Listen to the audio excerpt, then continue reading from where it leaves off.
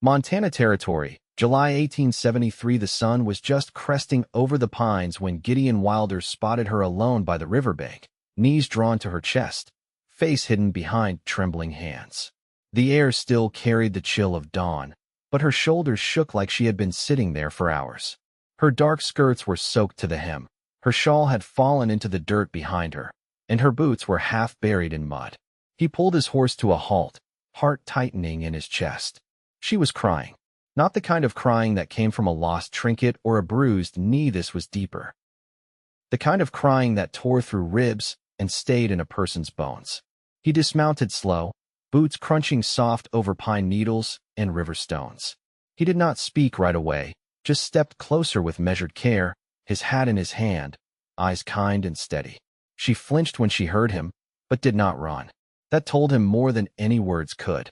"I am not here to hurt you, ma'am," he said gently, kneeling down beside her. His voice was steady and low, like the current behind them. "You are safe now. I promise." She looked up then.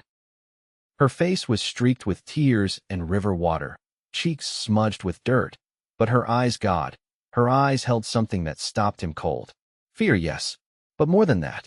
Hurt, loss, and behind it, the last flicker of a fight not quite gone out. "I do not even know where I am," she whispered, voice hoarse. "You are about 4 miles south of Elk Bend," he said, "near the Bitterroot. My name's Yates Wilder. Folks just call me Yates." She blinked at him, seemed to weigh whether to trust him. Then, finally, "Gianna Keller." He nodded slowly. "All right, Miss Keller. Let's get you warm." She tried to stand, but her knees buckled. He caught her before she hit the ground, her weight light in his arms. "I can walk," she muttered. "I know you can," he said softly. "But you do not have to right this second." He lifted her as gently as he could, and she did not fight him. Her heart beat fast against his chest, but she did not pull away. That told him something, too.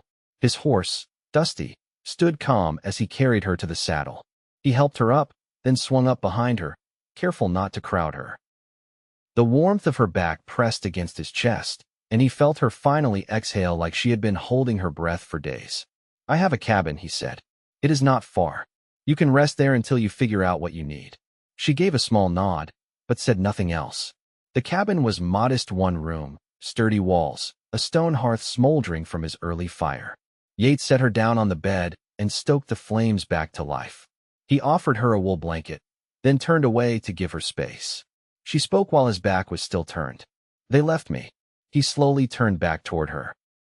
She sat curled under the blanket, her hands gripping the edge like it was the only thing holding her together. "My brother-in-law and his wife." She swallowed hard. "They said they would take care of me after my husband died, but they traded the wagon for a mule north of Missoula and told me I was too much trouble. Left me while I was gathering firewood." Yates felt his jaw clench. "They took the money. And my children." That stopped him cold. "Children. My son, Peter. And my daughter, Phoebe. They are 4 and 6. Her voice cracked. "They are all I have." Yates sat down across from her, elbows resting on his knees. "Did they say where they were headed?" "South. Toward Virginia City, I think. I do not know for sure. I will find them." Gianna shook her head, tears spilling again. "They could be anywhere by now. I have friends who ride that route. If they are on the trail, someone will have seen them. I do not make promises I cannot keep, Miss Keller. But when I said you were safe, I meant it." She looked at him then, eyes full of disbelief and something else, something softer.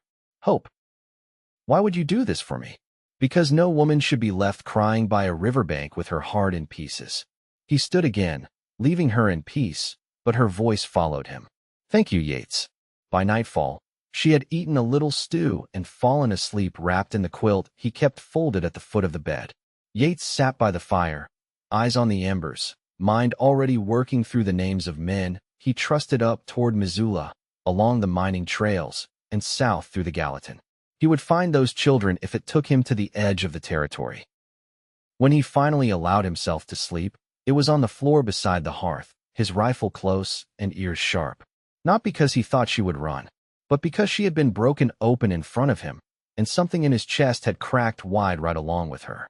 The morning came slow, light stretching through the cabin's single window in pale streaks. Dust hung in the sunbeams like threads of gold. Yates had already been outside long enough to split a few logs, haul water from the creek, and check Dusty's hooves. His shirt clung damp to his back, but he didn't mind the work. It steadied his thoughts. Gianna stirred only when the sound of the door's hinges gave way. She sat up slowly, the quilt slipping from her shoulders, her hair tousled from sleep. She blinked at the unfamiliar space, but her gaze found him quick enough. "You've been up a while," she said, her voice quiet but clearer than the night before. "Sun doesn't wait on anyone," he replied, setting the filled kettle on the stove. "There's coffee, if you want it. Not much else just yet, but I've got a hen or two outside that might offer an egg if you ask nice." Her lips lifted, not quite a smile, but close enough to shift something in the air between them. "I'll ask as kind as I can, then." She rose carefully, her gait slow but steadier than the day before. He noticed how she moved deliberate, cautious, like she expected the floor to give beneath her. But she didn't falter. "You've lived here long?" she asked, accepting the tin cup he handed her. "Going on 6 years. Built it after the war. Far enough out that I can breathe, close enough to town if I need supplies or word." She took a tentative sip. "Didn't think men like you stayed alone." "Didn't plan it that way," he said, dragging a chair out from the table. "Things just turned out that way." She sat across from him, both hands wrapped around the cup. "I was born in Ohio. My husband took me west to farm, but the land was stone and brush, and the sky never gave us more than it took. He caught fever before spring. I kept going because the children needed something to hold." Yates said nothing, only nodded. She didn't look like she expected comfort, just truth. "I don't know what kind of woman leaves her behind for a mule and a trail road," she added. "But I do know it isn't the kind I'll ever be." "You're not left," he said. "Not anymore." She didn't answer, but her eyes stayed on him longer this time. There was a steadiness in her gaze now, newer than the day before. Later, while she gathered her things from the corner where he'd set them, Yates opened the cedar box near his bed and pulled out a folded map. He laid it flat across the table and traced a line with one finger. "If they're heading for Virginia City, they'll have to pass through the basin near Willow Creek. Only one pass that makes sense this time of year." She stepped closer, eyes scanning the lines and names. "How long would it take?" 3 days' ride if they're pushing. 4, likely, with children. "I want to go." Yates looked up at her. "It's not a path for grieving. Or guessing. I don't intend to guess. I intend to get my children back." He saw it, then the same quiet strength she'd held in her tears, now standing tall in her spine. She wasn't asking. She was telling him who she was. He folded the map again. "Then we leave tomorrow. I'll trade for another horse in town. You'll need your own seat." "I can ride," she said, chin lifted. "I believe you." As evening settled, she helped him tend the small coop behind the cabin. She moved slower than him, but she didn't shy from the work. When he handed her a wooden bowl filled with eggs, her fingers brushed his. She didn't pull away. Inside, as the fire grew low and the night reached into the corners, Yates sat near the hearth sharpening his knife. Gianna stood at the window, staring out at the shadowed trees. "Do you miss anyone?" she asked, not turning. "Some," he said. "A brother lost at Cold Harbor. A father who couldn't bear what came after. But you learn to carry it. Or it carries you." She looked back at him, her eyes unreadable in the dim light. "I don't think I'm ready to carry any more." "You won't be alone on the trail," he said simply. She nodded, her hand resting against the frame, her shoulders no longer hunched. The room was quiet except for the wind moving softly through the pines. When she lay down that night, she didn't tremble. Yates stayed awake a long while, the fire's glow dancing across the wood-grain floor. He listened to the rhythm of her breathing, steady now, like a creek finding its banks again. And outside, the stars held their silence. But something in the way the wind moved through the trees felt like a beginning. They rode out before first light, the hush of dawn still pressed between the hills. The mist curled low along the creek beds, and the hooves of their horses made no sound but the soft crumble of earth beneath them. Gianna rode a roan mare Yates had bought from a homesteader in Elk Bend the evening before, an even-tempered creature with a streak of white down her nose and a gait smooth enough not to jar a sore back. They didn't talk much that morning. There was nothing to say that wasn't already written in the silence between them, her fixed stare on the trail ahead, his occasional glance toward the horizon. The land unfolded wide and slow, pine groves thinning into open meadow, blue lupin glowing in the hush before full sun. Somewhere behind them, smoke thinned from the chimney of the cabin, but neither looked back. By midday, they stopped near a shale ridge to water the horses. Gianna climbed down without waiting for help, her legs stiff from the saddle. She knelt by the stream, not to drink, but to dip her hand into the cold current, holding it there until her wrist numbed. Yates crouched nearby, breaking off a piece of jerky. "You've ridden before." "My father kept mules for quarry work," she said, watching the water pass over her fingers. "I was the only one willing to brush them." He chewed slowly. "That kind of patience doesn't come easy." She pulled her hand from the stream and shook it dry. It came from needing quiet. "I didn't talk much as a girl. You still don't." She glanced at him, her gaze level. "You don't seem to mind." "I don't." He stood and offered her the strip of meat. "Eat. We've still got some ground before night." She took it, tearing off a piece with a nod of thanks. As they mounted again, a kestrel wheeled high above, its cry sharp against the open sky. By late afternoon, the wind had shifted, bringing with it the dry scent of cottonwood and far-off dust. They crossed a narrow gulch where hoofprints marked the soft earth. 2 wagons, one lighter than the other, and a single set of smaller boots beside adult ones. Yates dismounted and crouched close. 3 days old, maybe 4. They passed through slow. Gianna knelt beside him, her skirt brushing the edge of the track. "Phoebe drags her left foot when she's tired. See there?" She pointed to the slight drag in the smallest print. He nodded. "You're right." Her jaw tightened. "They're not far." They made camp in a sheltered bend beneath a line of wind-worn bluffs.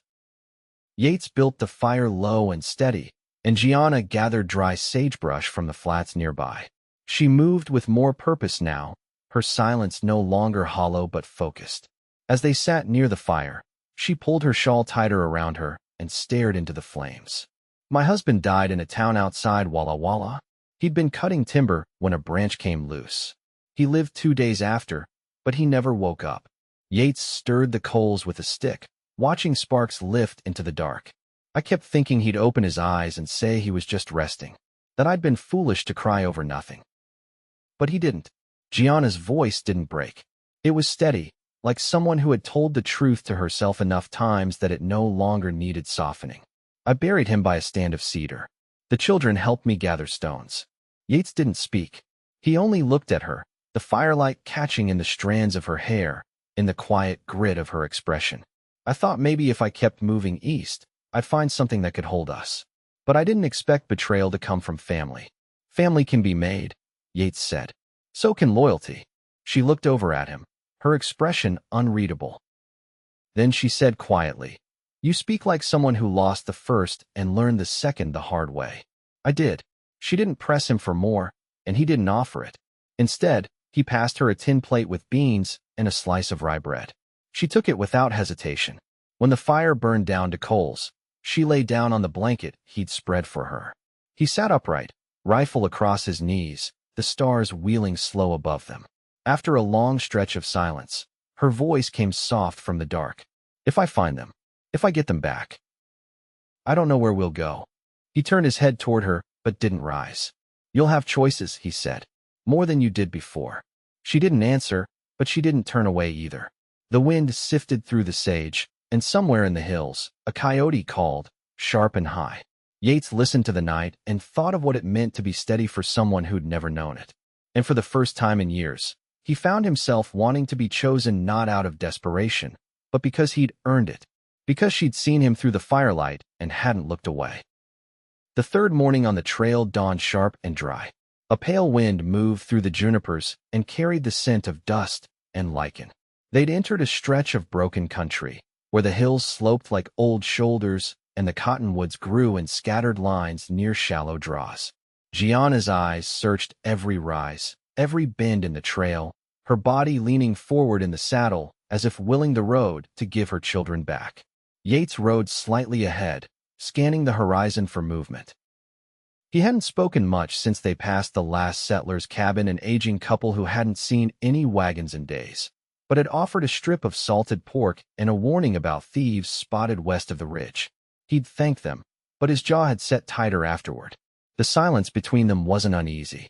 It had grown into something different, something worn in and companionable. But as the sun climbed higher, Gianna broke it. You said you built your cabin after the war. What made you stop walking? Yates kept his eyes fixed on the trail.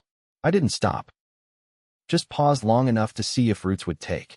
I'd been drifting through cattle camps and rail towns, fixing fences, shoeing stock.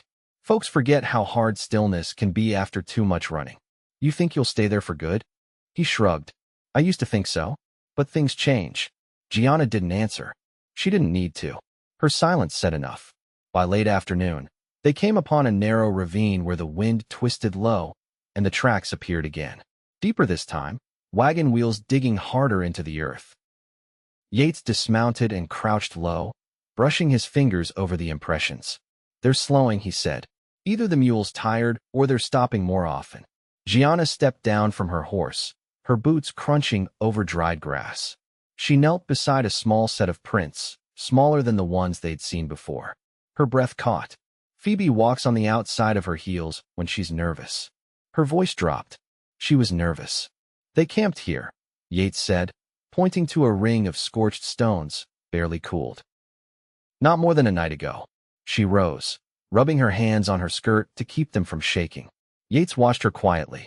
They're close, he said. She met his gaze. I want to be the one to call their names when we find them. You will. They rode faster after that, the horses stretching into longer strides. The sky grew darker near the edges, clouds gathering like bruises along the ridgeline. By the time they reached the break in the hills, the wind had picked up, tugging at coats and kicking red dust across the trail. Then, at the edge of a narrow bluff, they saw it. A wagon, tilted slightly on uneven ground, its canvas torn near the corner. A man leaned against the side, sharpening a stick with the edge of a rusted Bowie knife. A woman sat near a low fire, cradling a squirming bundle in her lap. Two children sat a short distance away, their backs turned, drawing in the dirt. Gianna's hand gripped the reins so hard her knuckles whitened. Yates reached over and placed his hand gently over hers. I'll go first, he said. She shook her head. No, I need them to see me. I need them to know I didn't stop. He nodded once and let go. She dismounted slowly. Her boots touched the ground with a softness that belied the quake in her chest. The wind swept her hair across her cheek as she stepped forward. Phoebe, she said. Her voice cracked. Peter. The children turned. For a moment, the world held its breath. Then they ran. Phoebe reached her first, flinging her arms around her waist, sobbing into the folds of her skirt. Peter came next, clutching her side, burying his face in her coat. She dropped to her knees and held them both, her hands moving over their backs, their hair, their faces as if trying to memorize every inch. The man by the wagon stood, his mouth opening to speak, but Yates was already beside him. You left a woman alone on the trail, Yates said.